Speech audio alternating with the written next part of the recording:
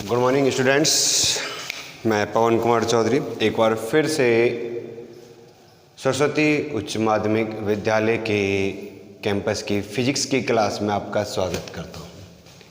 पिछली क्लासेज में मैंने आपको चैप्टर नंबर फर्स्ट विद्युत क्षेत्र के बारे में बताया, उनके बारे में बातें की, समझाया कि क्या होता है इलेक्ट्रिक फील्ड, क्या होते हैं द्विध्रुव या विद्युत क्षेत्र के कारण कौन कौन सी परिघटनाएँ, कौन कौन सी घटनाएँ घटित होती हैं, उन सब के बारे में हमने बात की थी। हम अब बात करते हैं आगे आपके नेक्स्ट चैप्टर 2 पर। यूनिट फर्स्ट का ही दूसरा चैप्टर आपके पास में है, जिसका नाम है गाउस का नियम एवं इसके अनुप्रयोग।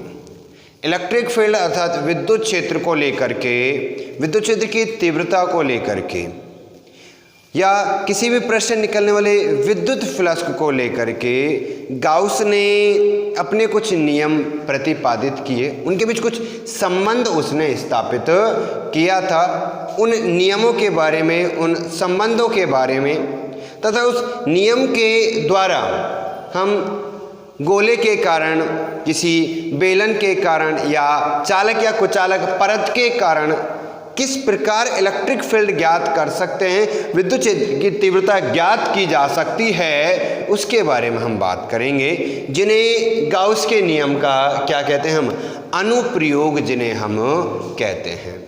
तो सबसे पहले जिस चीज़ के बारे में हम जानना चाहेंगे वो हम जानना चाहते हैं क्षेत्रफल सदिश। क्षेत्रफल सदिश के बारे में हम जानना चाहते हैं कि क्षेत्रफल सदिश होता क्या है। देखो, किसी भी एक पृष्ठ में मान के चलो, ये एक पृष्ठ हमने लिया, एक आयताकार पृष्ठ आपके पास में है, ए बी सी और डी, जहाँ ये इसकी लेंथ L और ये इसकी बर्थ B, अर्थात लंबाई L और चौड़ाई क्या है हमारे पास में, इसकी B है।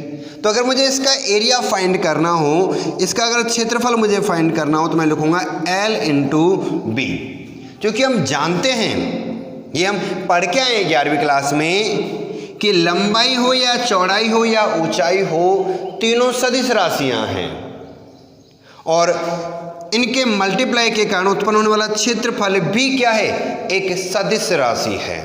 अर्थात हम कह सकते हैं कि ए अर्थात जो एरिया हम पढ़ रहे हैं वो कैसी राशि है, एक वेक्टर राशि है, एक सदिश राशि है।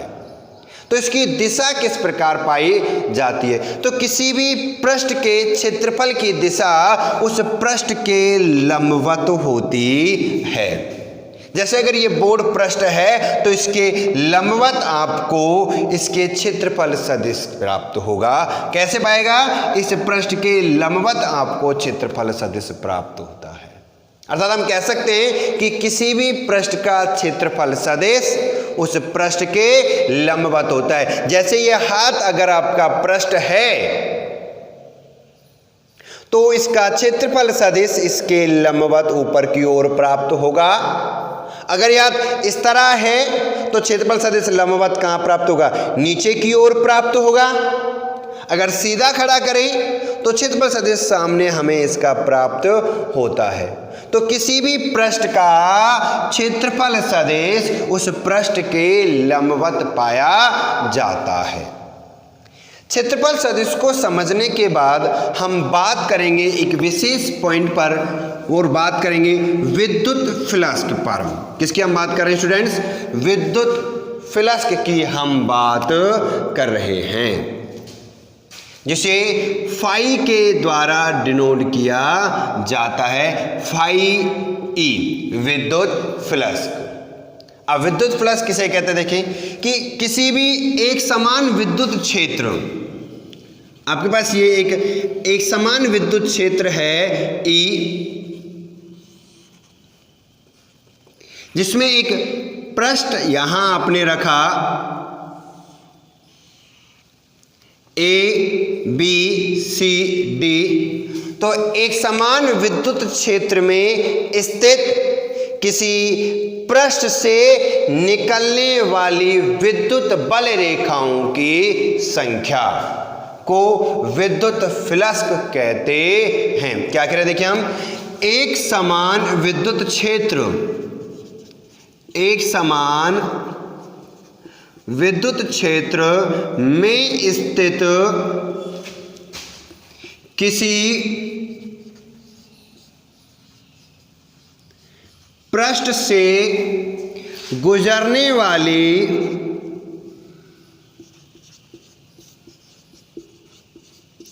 बल रेखाओं, विद्युत बल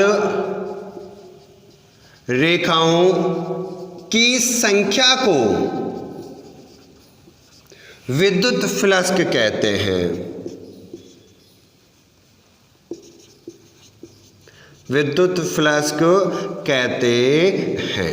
क्या कह रहे हैं कि किसी भी पृष्ठ से निकलने वाली विद्युत बल रेखाओं की संख्या को विद्युत फ्लक्स कहा जाता है। अगर हम मान के चलते हैं, सपोज दैट हम मान रहे हैं कि ई इलेक्ट्रिक फील्ड में ए क्षेत्रफल का एक पृष्ठ थीटा कोण पर रखा गया है।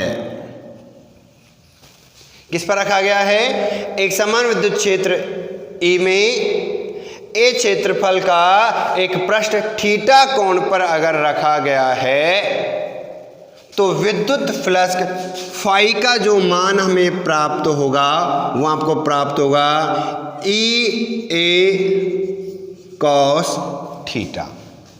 क्या प्राप्त होगा आपको? विद्युत फ्लक्स का मान ई ए कॉस थीटा आपको प्राप्त होता है। ये किसी भी पृष्ठ पे हम विद्युत फ्लक्स ज्ञात करें जहां थीटा विद्युत क्षेत्र ई व क्षेत्रफल सदिश ए के मध्य बनने वाला कोण है। किस किस के मध्य? ई व ए के मध्य बनने वाला कोण प्राप्त होता है आपको थीटा। इसलिए सूत्र बना फाई बराबर ई ए कॉस थीटा। अगर इन दोनों के मध्य थीटा एक कोण है, थीटा याद रहे क्षेत्रफल सदिश ए के मध्य बनने वाला कोण है, पृष्ठ के लिए नहीं है।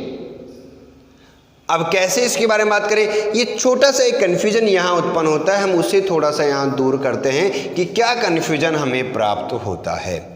देखिए, अगर किसी इलेक्ट्रिक फील्ड में विद्युत क्षेत्र में अगर कोई पृष्ठ समांतर रखा जाए, अगर इस तरह से इलेक्ट्रिक फील्ड है और इसके समांतर अगर आप विद्युत क्षेत्र रखते हैं तो क्षेत्रफल सदिश विद्युत क्षेत्र के लंबवत होगा। फॉर एग्जाम्पल जैसे हम बात करें कि यहाँ अगर हम एक कंडीशन इसमें लगाएं, यदि केस फर्स्ट हम यहाँ यूज करें कि यदि थीटा बराबर 0 डिग्री है, अर्थात क्षेत्रफल सदिश विद्युत क्षेत्र के साथ, क्षेत्रफल सदिश विद्युत क्षेत्र के समांतर हो,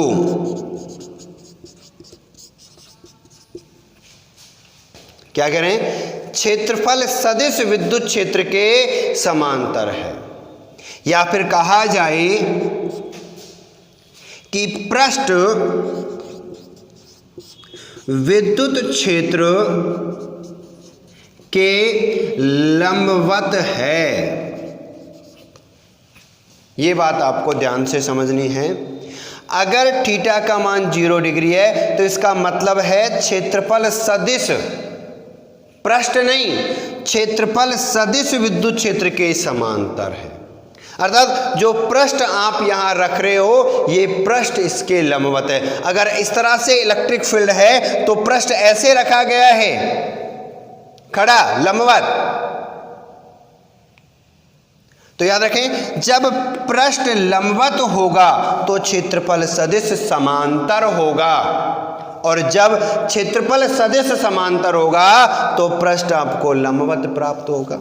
अब अगर यहाँ से फाई का मान ज्ञात किया जाए, फाई ई के बारे में अगर हम बात करें तो फाई ई ए कॉस 0, चूंकि हम जानते हैं कि कॉस 0 का मान कितना होता है, हमें 1 प्राप्त होगा, तो फाई ई का मान हमें प्राप्त होगा ई ए के बराबर, जो कि इसका मैक्सिमम मान हमें प्राप्त होता है, अधिकतम मान हमें प्राप्त होगा। कब? जब थीटा का मान कितने डिग्री रखा जाए? 0 डिग्री रखा जाता है। इसी प्रकार यदि एक अगली कंडीशन हम यहाँ लें, सेकंड कंडीशन के बारे में हम बात करें कि यदि थीटा बराबर 90 डिग्री है, अर्थात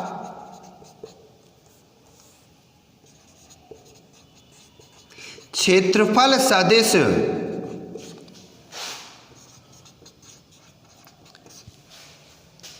विद्युत क्षेत्र के लंबवत है। याद रहे, थीटा 90 डिग्री है, अर्थात जो क्षेत्रफल सदिश है, किसी भी पृष्ठ का क्षेत्रफल सदिश जो मिलेगा वो विद्युत क्षेत्र के कैसे मिलेगा? लंबवत मिलेगा।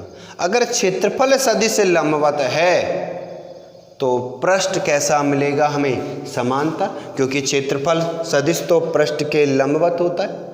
अब अगर क्षेत्रफल सदिश ही लंबवत है तो पृष्ठ कैसा हो जाएगा स्टूडेंट्स? समांतर हो जाएगा। तो यहाँ लिख देंगे, या पृष्ठ विद्युत क्षेत्र के समांतर हो, विद्युत क्षेत्र के समांतर हो। अगर विद्युत क्षेत्र के समांतर है तो फाई का मान देखें, फाई ई बराबर क्या मिलेगा? ई ए कॉस 90 डिग्री, क्योंकि ई ए कॉस थीटा हमें मिला है। थीटा का मान कितने डिग्री रखा? 90 डिग्री रख दिया। और हम जानते हैं कि कॉस 90 का मान क्या होता है? 0, तो आपको फाई ई का मान भी क्या मिलेगा? 0, अर्थात इस स्थिति में किसी भी प्रकार का कोई भी फ्लक्स आपको प्राप्त नहीं होता है। याद रहे स्टूडेंट्स, जब इस स्थिति की हम बात करते हैं, थीटा बराबर 0 पे डिग्री पर अगर हम बात करते हैं, तो उस समय जो फ्लक्स हमें प्राप्त होता है वो प्रवेशी प्राप्त होगा, प्रवेश करने वाला। और 90 डिग्री पर हमें किसी भी प्रकार का कोई फ्लक्स हमें प्राप्त नहीं होता है।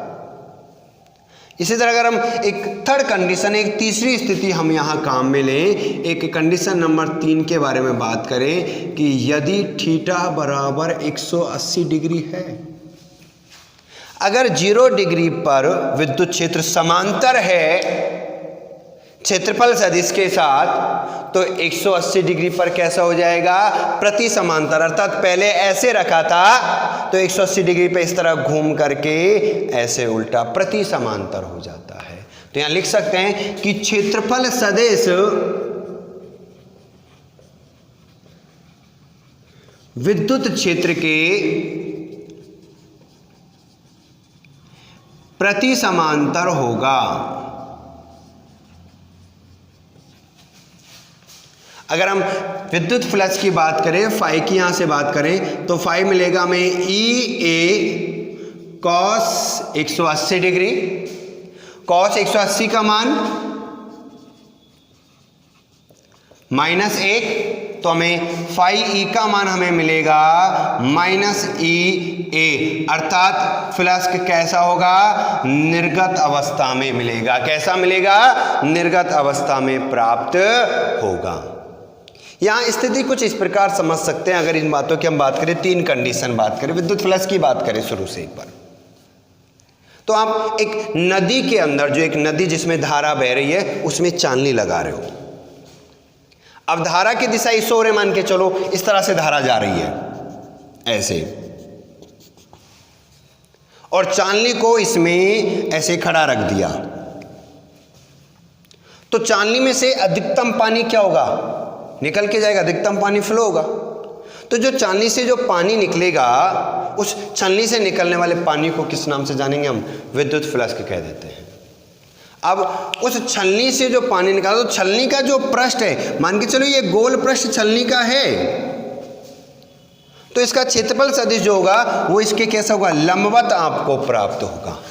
अब छलनी को अगर आपने खड़ा रखा है तो ऐसे हो गया, छलनी को खड़ा रख रहे हो अर्थात पृष्ठ कैसा रख रहे हो, लंबवत रख रहे हो, तो क्षेत्रफल सदिश कैसा होगा, समांतर होगा। मतलब छलनी में से ज़्यादा पानी निकल के आएगा, अर्थात हमें लंबवत अवस्था में ज़्यादा से ज़्यादा क्या प्राप्त होगा, फ्लक्स प्राप्त होगा। कब, जब क्षेत्रफल सदिश समांतर हो, अर्थात पृष्ठ कैसा होना चाहिए, लंबवत होना चाहिए। क्योंकि इस स्थिति में अधिक से अधिक विद्युत बल रेखाएं, अधिक से अधिक जल किसमें, छलनी से या उस पृष्ठ से क्या होगा, निकलेगा, अर्थात उसमें प्रवेश करेगा, इसलिए कैसा हो गया, प्रवेशीय है।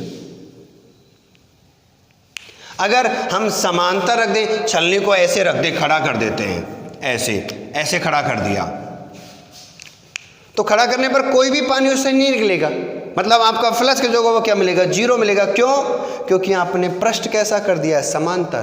पृष्ठ समांतर मतलब क्षेत्रफल सदिश लंबवत हो गया, इसलिए थीटा का मान कितने डिग्री लिया, 90 डिग्री लिया गया। क्या मिलेगा, फ्लक्स जीरो मिलेगा। अब उल्टा घुमा दो, किस पे लेके जाओ, 180 पे चले जाओ। अब समांतर नहीं, कैसा हो जाएगा, प्रति समांतर, मतलब प्लस की वैल्यू किस माइनस हो जाएगी, माइनस में आएगी। इसका मतलब वैल्यू क्या होगी, निर्गत अवस्था में हमें प्राप्त होगा फ्लक्स। तो इस तरह से हम कुछ स्थितियों में क्या ज्ञात करते हैं, विद्युत फ्लक्स के बारे में हम बात करते हैं। उसका एक सूत्र हमने यहाँ बनाया, फाई बराबर EA cos थीटा। इन स्थितियों के बाद अगर हम आगे बात करें, इसी चीज़ में हम आगे बढ़ें थोड़ा सा, कि हम अगर यहाँ पे एक बंद पृष्ठ की बात करें कि बंद पृष्ठ से कितना फ्लक्स फ्लो होगा, उसके बारे में बात करेंगे, उससे संबंधित मान निकालेंगे। देखिए, इसे समझने के लिए एक छोटा सा क्वेश्चन हम यहाँ कर रहे हैं। क्या क्वेश्चन कर रहे हैं ज़रा देखें। आपके पास क्वेश्चन है कि एक समान विद्युत क्षेत्र E में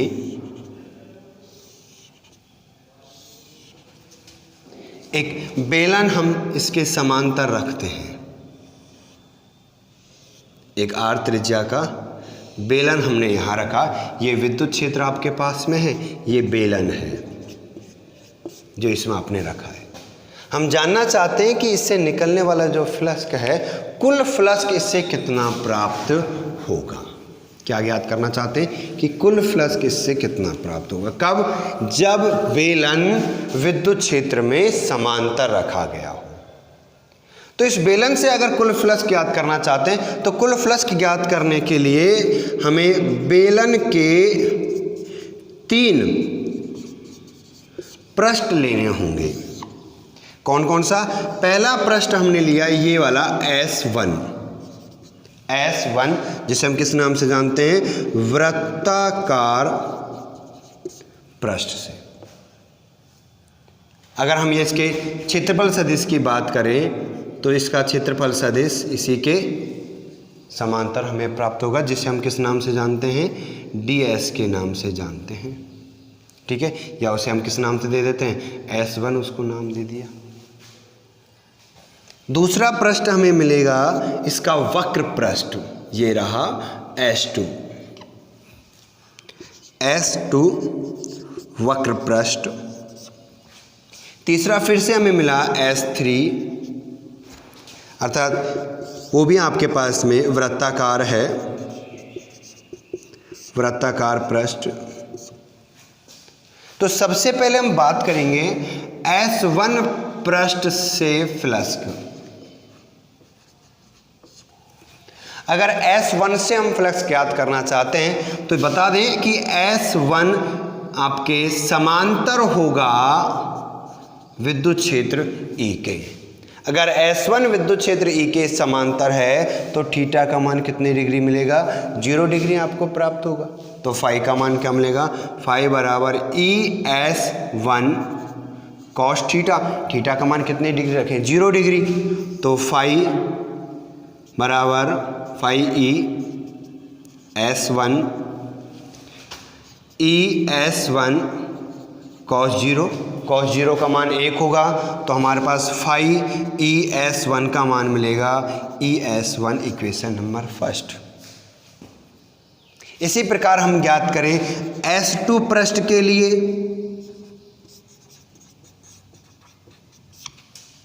तो S2 पृष्ठ लंबवत है किसके, विद्युत क्षेत्र के, तो हम यहाँ लिखेंगे कि S2 लंबवत है विद्युत क्षेत्र के, अर्थात थीटा बराबर कितने डिग्री हो गया, 90 डिग्री हो गया, 90 डिग्री हमें प्राप्त हुआ। अगर हम फाई ई का मान ज्ञात करें, फाई ES2 बराबर होगा ES2 cos 90 डिग्री, cos 90 का मान 0 होता है, तो फाई ES2 बराबर हो जाएगा 0, इक्वेशन नंबर सेकंड। इसी प्रकार हम ज्ञात कर सकते हैं तीसरे पृष्ठ S3 के लिए, S3 पृष्ठ के लिए